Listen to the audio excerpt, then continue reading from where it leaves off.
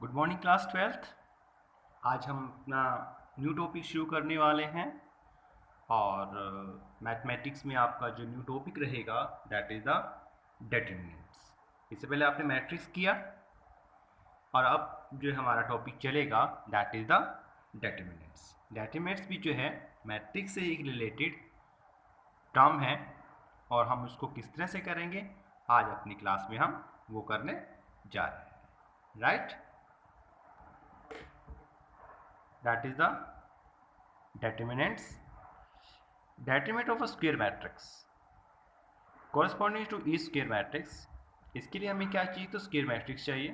First of all there is associates an expression called are determinants of A denote by DET, determinant बोलते हैं उसको, या फिर हम जो है इसको दो बार से भी शो कर सकते हैं रिटर्न एज, या तो हम इसको ऐसे लिखेंगे या फिर इस तरह से इसको शो करेंगे, that means the determinants.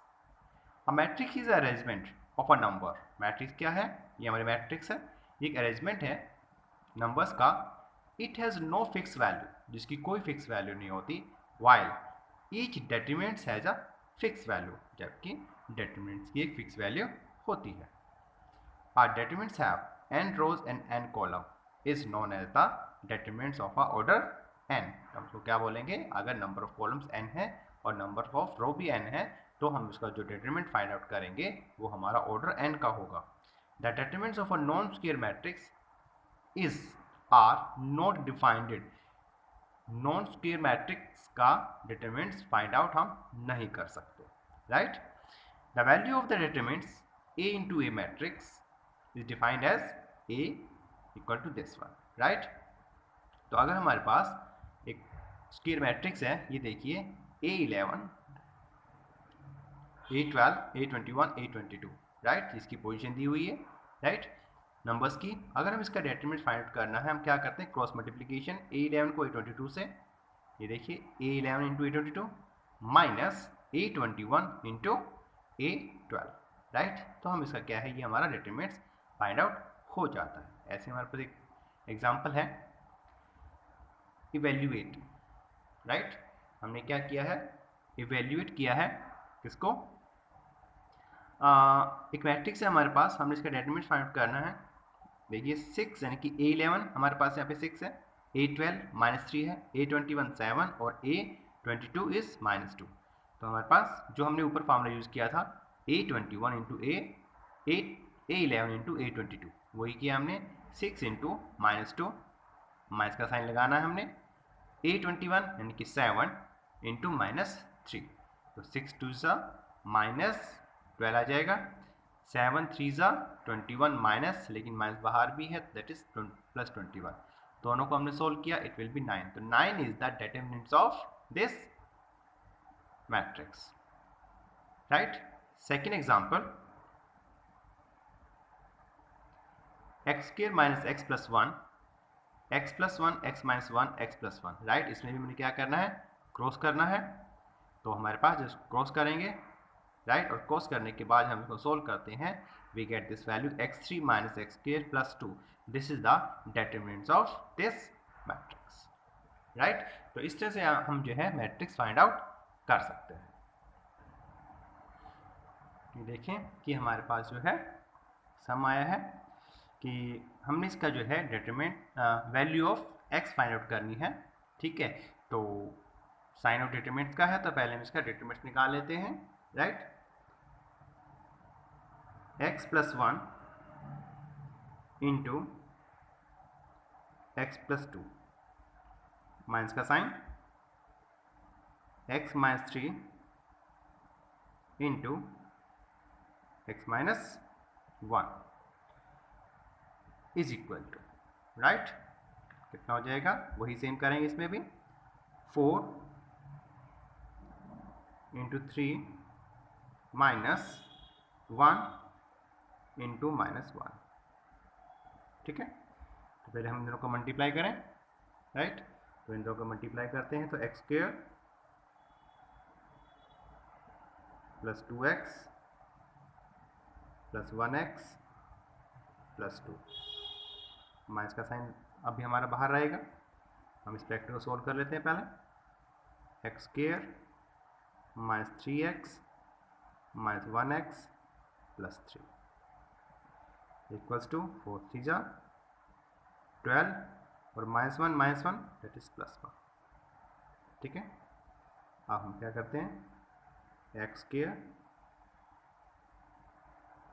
2x plus 1 3x and plus 2, ऐसे इसमें होगा, माइनस बाहर है, x square minus 3 minus 1 minus 4x plus 3 equal to 12 plus में 1, right. X square plus 3x plus 2, minus का साइन बाहर है, अंदर ब्रैकेट के सारे साइन चेंज हो जाएंगे, प्लस का 4x माइनस का 3 इक्वल टू 30, राइट। तो आगे करें, एक्स के प्लस का है, एक्स के पे माइनस का है, ये दोनों कट हो जाएंगे, 3x and 4x that is 7x and minus 3 plus 2 that is 1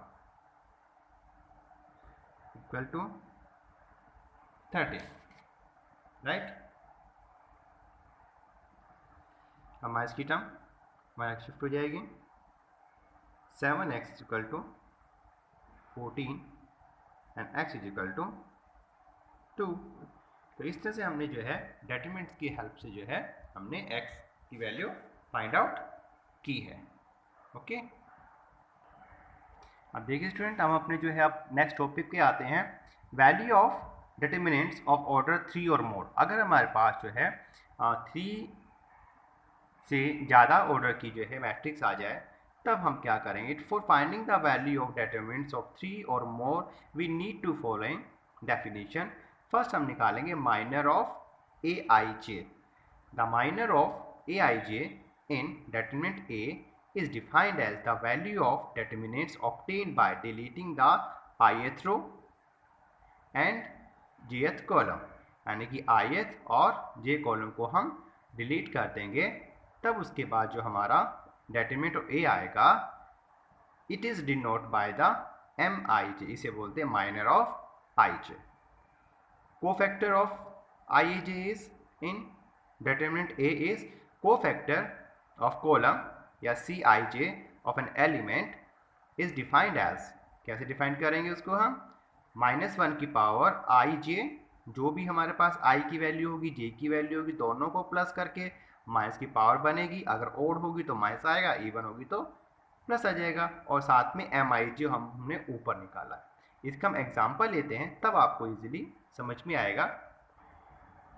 ये देखिए, find the minor and the cofactor of the element of determinants. हमारे पास ये एक ठीक है मैट्रिक्स है जिसका हमने माइनर और कोफैक्टर फाइंड आउट करना है। तो पहले हम क्या निकाल लेते हैं, पहले माइनर निकालते हैं, किसका, आई जे। आई मीन्स अगर मैं यहाँ पे 1 ले लूँ, जे हमारे पास 1, आई भी 1 है, जे भी 1 है, इट मीन्स क्या होगा, ये दैट इज द M11, और M11 मीन्स यहाँ पे देखिए, एक बार फिर से आप देखें कि अगर हमारे पास Mij है, denote the minor of Ij, right. अगर हम माइनर ऑफ Ij निकालते हैं, इसका मतलब Aij का माइनर हमें निकालना है, बात वही होती है, राइट।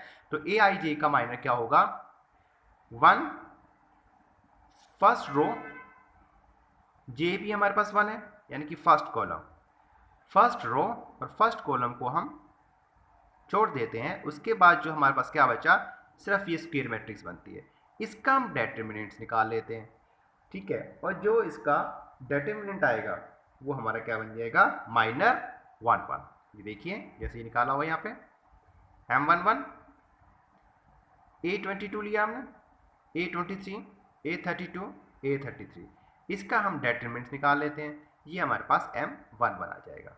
ऐसे ही हम A12, अब बात करते हैं इसकी कि हमारा -12 जो होगा वो A12 के बराबर होता है। इसमें क्या करना है, हमने फर्स्ट रो को छोड़ना है और सेकंड कॉलम को छोड़ना है, फर्स्ट रो सेकंड कॉलम, ठीक है। बचा क्या हमारे पास, A21, A23, A31, A33, ये देखिए, राइट। और फिर हमने क्या निकाल लेना है, इसका डिटरमिनेंट निकाल लेना है। सेम वे में M13 में हम क्या करेंगे, फर्स्ट रो को छोड़ेंगे और third column, first row and third column हमारे पास क्या बचता है, that is A21, A22, A31, A32, वही बचा हुआ है देखिए इधर, राइट। और इसका हमने डेटरमिनेंट निकाला। इस तरीके सेम वे में हम जो है सारे माइनर निकाल सकते हैं सबके, ठीक है। Similarly we obtain the minor of each of the remaining element. Now अब हमें निकालना कोफैक्टर, राइट। कोफैक्टर जैसे बताया गया था, अगर हमने Aij का कोफैक्टर निकालना है जिसको हम Cij से डिनोट करते हैं, यानी कि हमने 11 का निकालना है तो 1 1, तो -1 की पावर 1 + 1 और इंटू में M11 जो हमने अभी ऊपर निकाला था वो, ये इधर वाला ये रहा M11 है ना। तो हमारे पास ये कोफैक्टर ऑफ 11 आ जाएगा। जो भी वैल्यू होगी हम इसको फाइंड आउट करेंगे और इंटू में क्या करेंगे, -1 की पावर 2 है यानी कि प्लस आएगा, तो ये सारी पावर जो हमारे बाहर इसके माइनस का साइन नहीं आएगा। जबकि अगर हम इसकी बात करें C12 में, C12 में 1 + 2 यानी कि ओड नंबर हो जाएगा -1, बाहर माइनस आएगा, ये देखिए M12 किसका है, माइनस का है, राइट। और वैल्यू निकाल के बाहर माइनस रखेंगे और वो सबके साइन चेंज हो जाएंगे, राइट। इस तरह से तो हम जो है कोफैक्टर और ये इसका हम फाइंड आउट कर सकते हैं, राइट। तो इसमें अगर हम एग्जांपल को देखें, ये देखिए the minor and the cofactor of each element of, हमें ईच एलिमेंट का माइनर और कोफैक्टर निकालना है। तो पहले माइनर निकाले, M11 का माइनर क्या होगा, -1 × 2 माइनस में 5 × 2, राइट। तो उसको फाइंड आउट करेंगे, जैसे -12 ये हम सीख ही चुके हैं कैसे निकालना हमने। तो हमने M11 निकाला, M12, M13, M21, M22, M33 ये सब हमने निकाल लिए। निकालने के बाद सो द कोफैक्टर, अब हम इसके कोफैक्टर निकालेंगे। तो अगर हम C11 कोफैक्टर निकालते हैं तो -1 और -1 + 1 यानी कि इवन नंबर है, पावर प्लस में रहेगी M11 हमारे यहाँ पे क्या था, -12, तो हमारा C1 जो होगा वो हमारा C11 जो होगा वो हमारा क्या होगा, -12 ही रहेगा। जबकि बात करें हम C12 की, यहाँ पे जो है ये ओड नंबर हो जाएगा, -1 की पावर 3 इंटू में M12, और M12 की वैल्यू हमारे पास है यहाँ पे 2, तो ये हमारे पास -2 हो जाएगा, राइट। तो इस तरह से जो है ये वैल्यू चेंज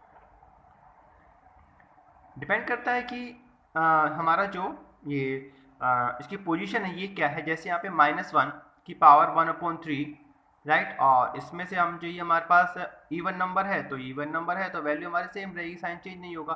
तो इस तरह से जो है हम इसकी वैल्यू फाइंड आउट कर सकते हैं, कोफैक्टर और माइनर हम फाइंड आउट कर सकते हैं, राइट।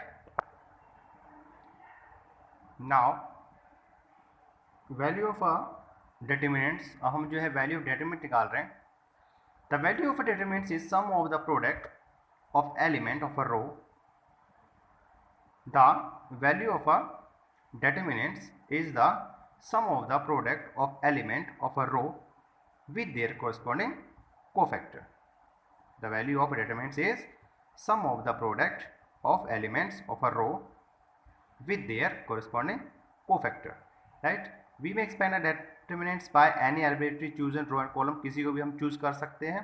जैसे हमारे पास फॉर एग्जांपल ये हम इसका डेटरमिनेंट फाइंड आउट करते हैं, तो अगर हम इसकी एक्सपेंड करना चाहें तो कैसे एक्सपेंड करेंगे, A11 its cofactor, right, plus A12 its cofactor plus A13 its cofactor, right। तो इसका जो कोफैक्टर निकाल के और इनके जो हमारे डेटरमिनेंट्स हैं इनसे मल्टीप्लाई करेंगे तो हमारा ये एक्सपेंड हो जाएगा। ये देखिए अगर हम इसको लिखें A11 × C11, A12 × C12, A13 × C13, ठीक है। और A11 इंटू में M11 यानी कि इसका जो है वो माइनस निकालेंगे, minus A12 × M12 plus A13 × M13, right. क्योंकि इन्होंने जो है C12 को क्या लिखा, क्योंकि जो हमारा C12 होता है वो -M11 के इक्वल होता है, ठीक है।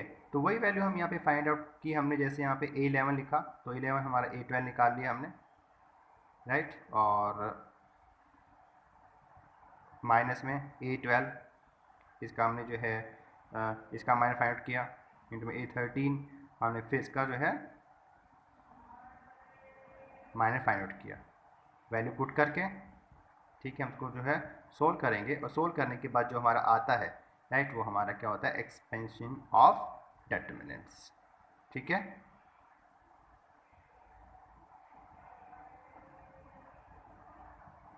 क्लियर है कि हमने A11 इंटू C11 निकाला, और C11 का मतलब हमें पता है क्या होता है। C11 का मतलब होता है जब भी हमने ऊपर किया था, राइट, तो हमने उसकी वैल्यू फाइंड आउट की, हम उससे वैल्यू फाइंड आउट कर सकते हैं, राइट।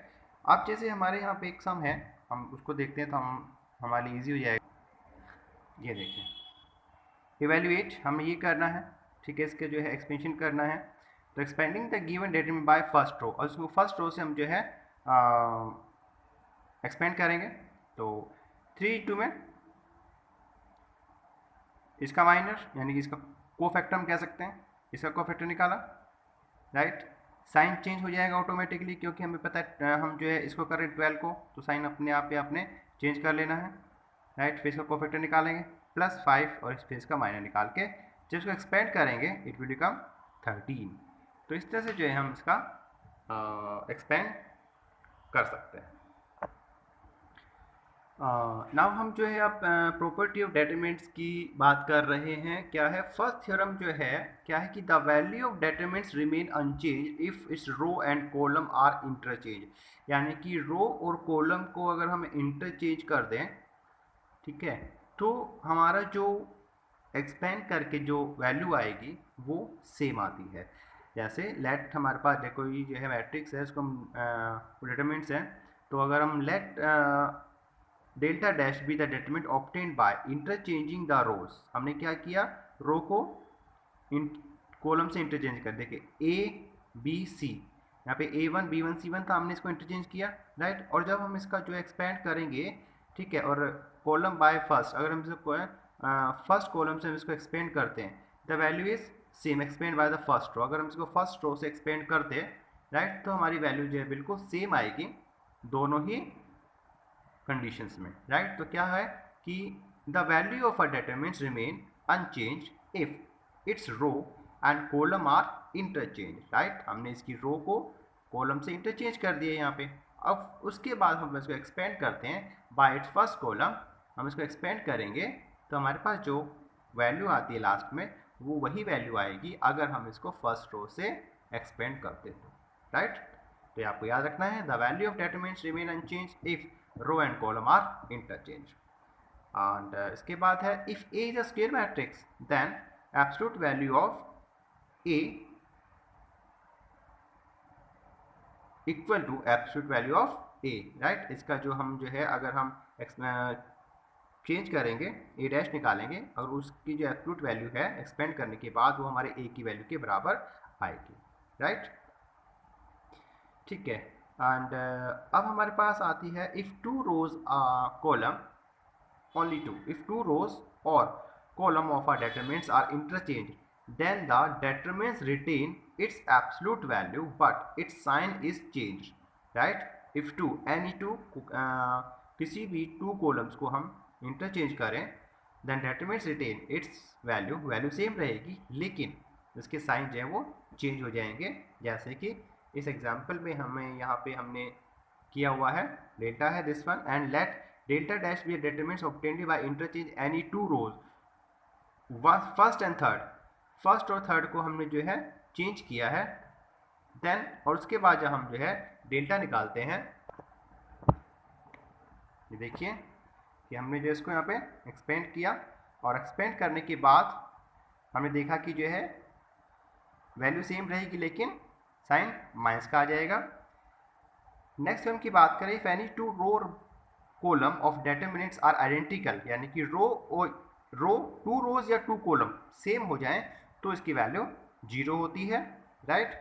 एंड नंबर 4 है हमारे पास if each element of row और column is determinants is multiply by the constant k, यानी किसी भी नंबर से अगर उसको मल्टीप्लाई कर दिया जाए तो जो डेटरमिनेंट्स की वैल्यू होगी वो भी k टाइम्स इंक्रीज हो जाएगी, यानी कि हमारे पास इस रो को हमने k से मल्टीप्लाई किया, एक्सपेंड करेंगे तो हमारे पास क्या वैल्यू आ जाएगी, k टाइम्स वैल्यू आएगी।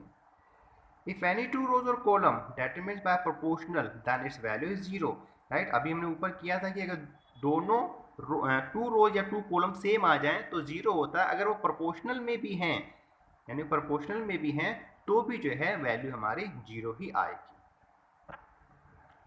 Now theorem number 6, if each element of row over determinants is expressed as the sum of two or more terms, then determinants can be expressed as the sum of two or more determinants. ये देखिए जैसे हमारे पास ये है एक matrix है, determinants हम इसका फाइंड आउट कर रहे हैं, एक्सपेंड कर रहे हैं इसको हम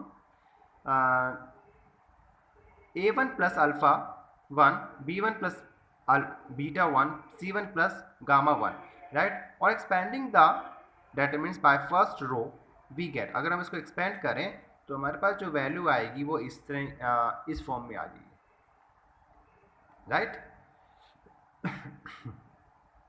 ठीक है, यानी कि जो हमें अल्फा बीटा और गामा जो हमारे यहाँ पे प्लस थे, हम टू determinants की फॉर्म में हमारे सामने आ जाते हैं। Now theorem number 7, if to any row column of a determinants multiply or another row or column is added, then value determinants remain the same. Means क्या कहा गया है कि देखिए कि अगर हमारे पास ये determinants हैं और हमने जो है क्या निकाला है a1 plus ka3, a1 into में ka3, b1 इंटू में kb3, c1 इंटू में kc3, राइट। तो हमारी जो वैल्यू आएगी जब इसको सोल्व करेंगे इट विल बी सेम, ये हमारे पास वैल्यू सेम आएगी। उन्होंने कहा if two any row column of determinants a multiply of another row और कॉलम इज एडेड, मल्टीप्लाई करके उसमें ऐड कर दिया जाए ऊपर वाले में, तो वैल्यू हमारे पास सेम रहेगी, वैल्यू हमारे पास चेंज नहीं होगी, राइट। लास्ट थ्योरम हमारे पास the sum of the product of element of any row or a determinants with cofactor of corresponding element of any other row is 0. Means क्या हुआ इसका मतलब, ये देखिए कि हमारे पास determinants है, let us take the sum of the product of element of first row, ठीक है, first row का element with the cofactor of the element of second row, और इसका cofactor है यानी कि a11 इंटू में c21, तो c21 हम ऐसे निकालेंगे 12, 13 दिस वन, ऐसे ही a12 इंटू में c22, ये c22 है। अगर हम इन सबको निकालें तो हमारा जो डेटरमिनेंट्स आता है वो जो एक्सपेंशन है वो हमारे पास 0 आती है, ठीक है। इस तरह से हम जो है ये थ्योरम को यूज़ करते हुए हमने जो है डेटरमिनेंट्स की वैल्यूज़ फाइंड आउट करनी है। ये देखिए हमारे पास जो है कुछ शॉर्ट आंसर क्वेश्चंस हैं। इवैल्यूएट हमारे पास इक्वेशन में फाइंड गिवन डेटरमिनेंट्स, हमें जो है ये हमें डेटरमिनेंट्स है, हमें अप्लाई करेंगे C3 को हमने चेंज किया C3 माइनस 9C2 में, यानी कि हमारा जो कॉलम है थर्ड वाला उसको हम माइनस 9C2 में चेंज कर देते हैं, और C3 में से हम 9C2 को माइनस करेंगे, राइट। तो C3 हमारे पास दिस वन, और हमने इसमें से माइनस किया दिस वन को, तो हमारे पास ये आता है 2, 2, 3, 5। ये अब हमारे पास क्या हो गया, दोनों कॉलम आइडेंटिकल हो गए, और अभी हमने पीछे थ्योरम पढ़ी कि दो कॉलम आइडेंटिकल हो जाते हैं तो वैल्यू 0 होती है, इट विल बी 0। तो हमें इसको एक्सपेंड करने की जरूरत नहीं, इस जो हमारी थ्योरम्स हैं उनको हम जो है यूज़ करके हम आंसर फाइंड आउट कर सकते हैं, ठीक है। तो कौन कौन से ऑपरेशंस हैं जो हम इसमें यूज़ करेंगे, हम पहले एक बार वो भी देख लेते हैं। ये देखिए हम interchange of second and third row कर सकते हैं, राइट, यानी कि हम इंटरचेंज फर्स्ट और थर्ड कॉलम भी कर सकते हैं। Multiply each element of second row by -5, right, किसी भी नंबर से हम जो है मल्टीप्लाई कर सकते हैं रो को। Multiply by the first column by 1/3, multiply each third row by 6 and adding to the corresponding element second row, and multiply each element of 2 column by -3 it's corresponding to first, और adding first column में इसको हम कर सकते। इस तरह से जो है हम ये ऑपरेशंस हैं जो हम कर सकते हैं, और हमारा जो है डेटरमिनेंट्स की वैल्यू हम फाइंड आउट कर सकते हैं। इन ऑपरेशन से हमारा सम इजी बन जाएगा, हमें जो है पूरा एक्सपेंड करने की ज़रूरत नहीं है। तो आज की इस क्लास में हमने जो है डेटरमिनेंट्स सीखा है, डेटरमिनेंट्स को किस तरह से हम इसकी वैल्यू फाइंड आउट करेंगे, आज हमने वो देखा है, ठीक है। तो इस सम की प्रैक्टिस करें। आज क्लास में इतना ही। Have a nice day.